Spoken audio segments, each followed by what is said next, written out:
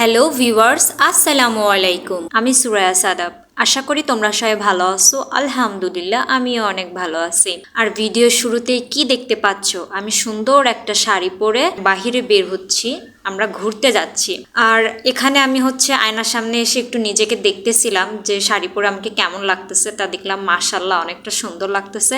আর plus একটু শাড়ি পরলে মনে হয় মেয়েদের একটু মোটা মোটা লাগে, তো আমাকে একটু মোটু মোটু লাগতেছিল। তো যাই হোক, এখন আমরা অলরেডি বাহিরে চলে আসছি। আর আমার এই রাস্তাটুক এইটুকু হেঁটে যেতে আমার খুবই লজ্জা লাগতেছিল, কারণ আমি এর আগেও শাড়ি পরেছি, অনেকবার শাড়ি পরেছি, ছবি উঠেছি, সেগুলো সোশ্যাল মিডিয়াতে আপলোড করছি, কিন্তু শাড়ি পরে এভাবে আর কি আমার বাহিরে বের হওয়া হয় নাই। এই ফার্স্ট টাইম আমি শাড়ি পরে বাহিরে বের হচ্ছি বা কোথাও ঘুরতে যাচ্ছি।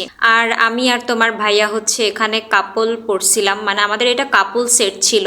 এটা কোন জায়গা থেকে নিয়েছিলাম আমার সেটা মনে নাই, অনেক আগে নেওয়া হয়েছিল, সেটা ভুলে গেছি।